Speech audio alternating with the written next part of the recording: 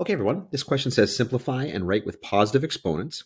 We got a fair bit going on here. So what I'm going to do first of all is I'm going to just deal with the numerator and the denominator separately, just to start off with here. So in the numerator, I've got these terms multiplied together. I'm going to multiply the coefficients. And so I'm going to get 81 multiplied by a half. So that's just really going to be just 81 halves.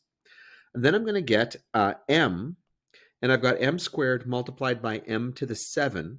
So that's going to be m to the 9. And then I've got n to the negative 5 multiplied by n to the 0. Now, n to the 0 is really just 1.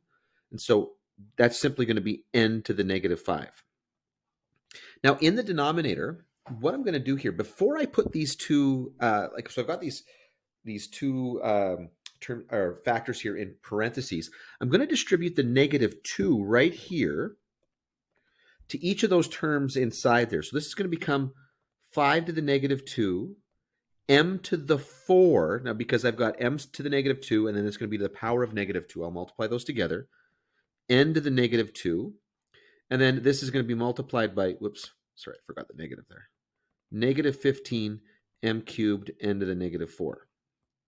So now I'm going to spend another moment here just working with the denominator. So I'm not going to do anything with the numerator right now. So in the denominator, I am going to get whoops. Oh, I'm sorry. And I should have been 5 to the negative 2. I'm sorry. Hope that didn't confuse anybody. 5 to the negative 2. So this is going to end up being over here. When I multiply those together here, actually, I'm going to deal with the exponents here first. So this is going to be m to the 7, because I've got m to the 4th, m cubed inside there.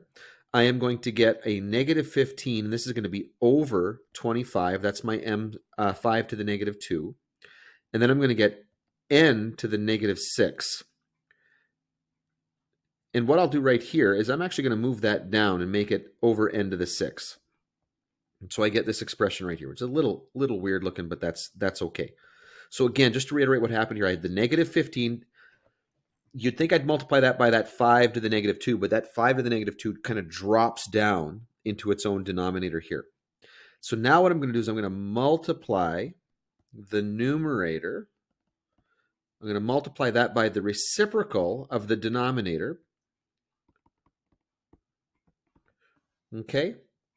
And now we're just going to put everything together. Now I've got a negative sitting there, so the whole thing is going to become negative. Okay? No, golly, you know what? I would have liked to have been able to divide out that 2 there, but it turns out none of those other factors are even. So I'm going to have an 81, 25, and then I'm going to divide that by the 15 there. The 15 has got a factor of 3 and a factor of 5 in it, so I'm going to take the 81 divided by 3, which will be 27. The 25 divided by 5 is going to be 5. So 27 times 5, I'm going to get 135, negative 135 here in the numerator. Whoops. Over 2. And then I've got m to the 9th, m to the 7. Okay, and so that is going to be m squared. And then I've got n to the negative 5 times n to the 6th. And when I combine those and I add those together, I'm just going to get n to the 1. And there you go. Now, I know I screwed up a little bit in there because I forgot to pull that negative through, but we caught that. I hope that makes sense.